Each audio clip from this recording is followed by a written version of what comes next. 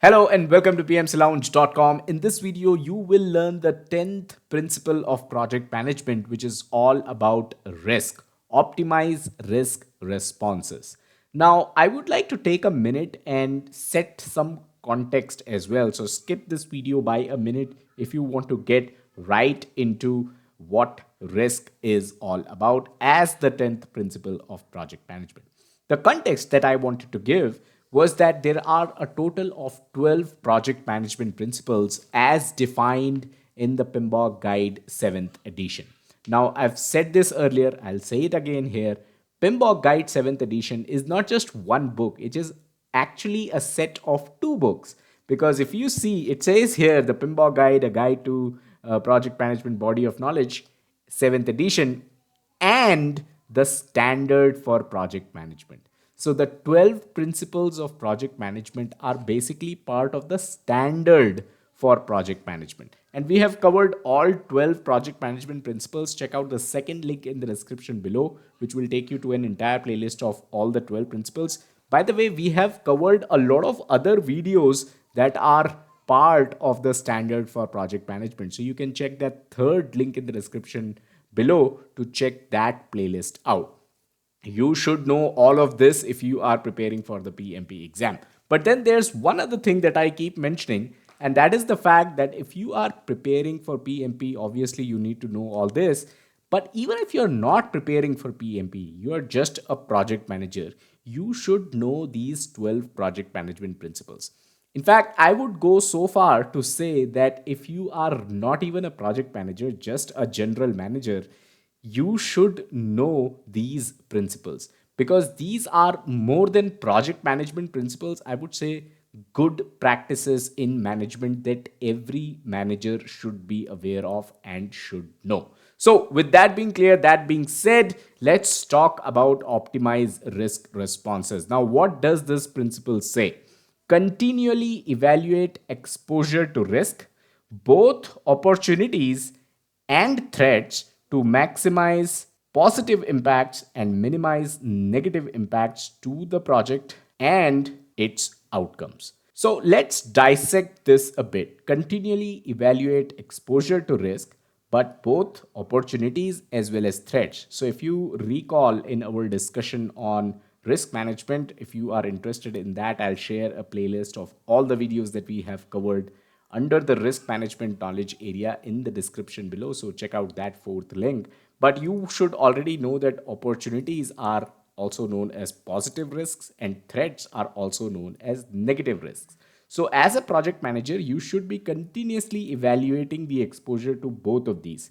And this will help you to maximize impacts and minimize negative impacts. So maximize the positive impacts and minimize negative impacts to the project as well as its outcomes. So, pretty simple, pretty straightforward principle here, and that is the reason why I say I find them to be all these 12 to be more of general management principles that everyone should be aware of. Now, let's take an example as we always do. So, let's assume that you are a project manager in your office, and since you are the project manager, people expect you to manage all sorts of things. So let's say there's a sports event in the office and you are responsible to manage that. Now, as always, there is always a chance of rain, right?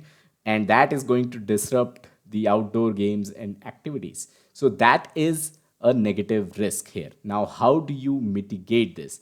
Well, one thing to do is to make sure that the indoor play area, if your office has an indoor play area, that is also booked for this specific day so that if it rains, you can call everyone inside the indoor play area and continue whatever activities that you had planned for outside. Now, this is obviously a straightforward solution, but this also saves costs because you already have this piece of infrastructure available to you for free. So, this is a good way to mitigate risks, right? So, when you have this alternative plan in place, you are minimizing the negative impact here.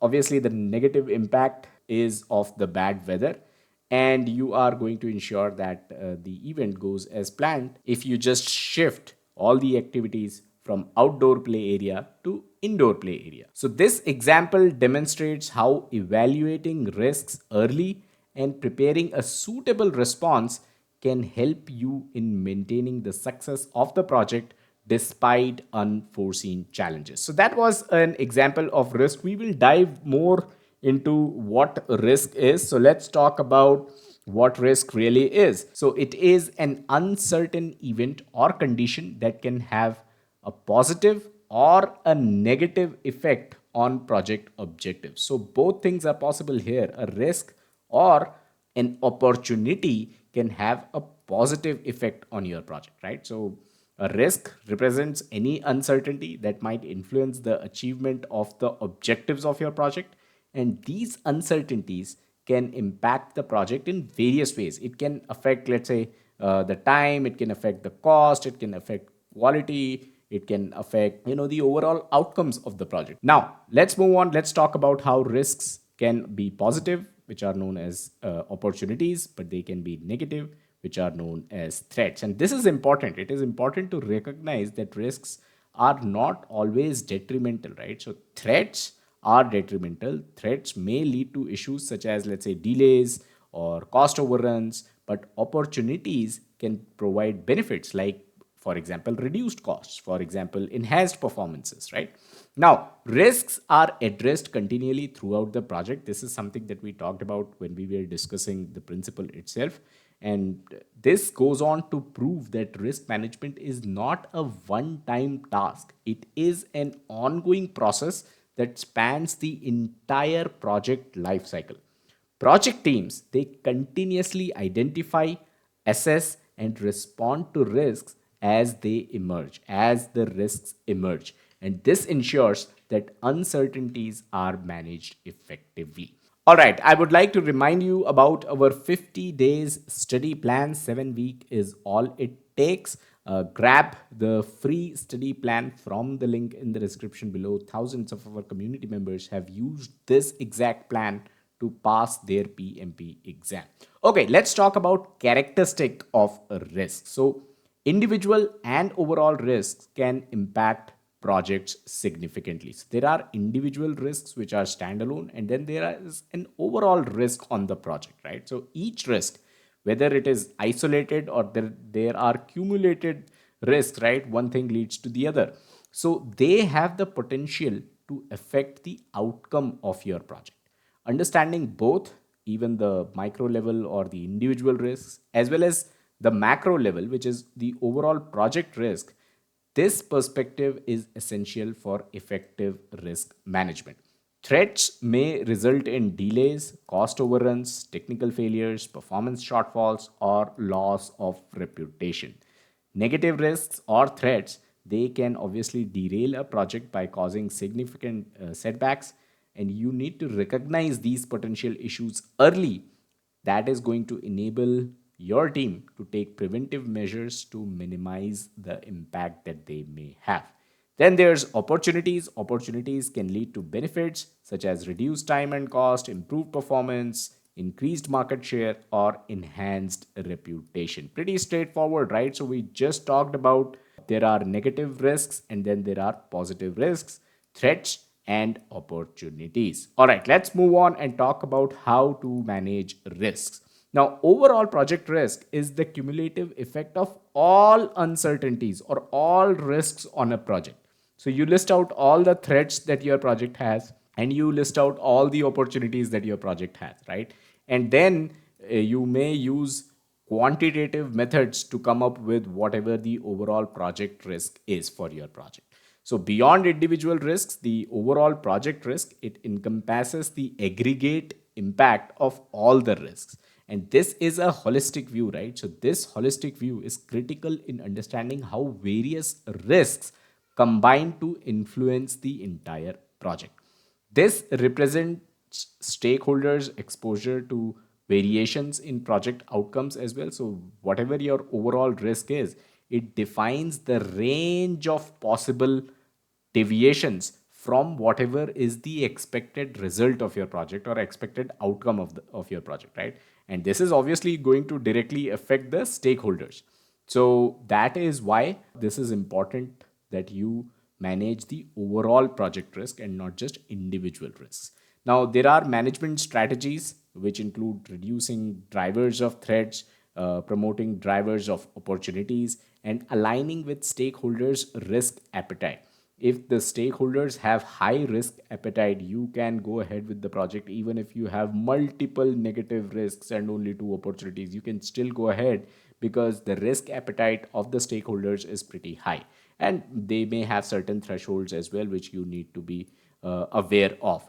Now, effective risk management is going to involve a balanced approach. You have to mitigate risk, you have to capitalize on opportunities, and you need to ensure that the level of risk, the overall risk, it aligns with whatever the stakeholders are willing to accept. And that is how you manage risks. Now, risk responses should be appropriate and timely to the significance of the risk, right? So depending on the significance of the risk, if a risk has high probability of occurrence and a high impact, which means that you need to have an appropriate plan in place which should be timely executed, right? So whatever the chosen response you have, it must match the level of impact, the level of urgency which is associated with the risk. And addressing significant risk promptly helps prevent minor issues from escalating. These must be cost effective and realistic within the project context. And that is why when I talked about the example of sporting event that you are going to be organizing in your office, I mentioned how you can ask everyone to come inside the indoor play area of your office, because that solution was cost effective and that solution was realistic as well, as long as the activities that you had planned can be held indoors also. So that is why a good risk response, it is going to balance the effectiveness with the consideration of the available resources also. Risk responses should be agreed to by relevant stakeholders and owned by a responsible person. So this is not just, you made a plan, but nobody is responsible for executing the solutions when risk arises, right? So collaboration is definitely a key in risk management. When stakeholders agree on a risk response and assign clear ownership, the project team can act decisively and maintain accountability throughout the project. All right, let's talk about some advantages of being proactive. Risks exist at the enterprise level, they exist at the portfolio level, program level, project level, and product levels.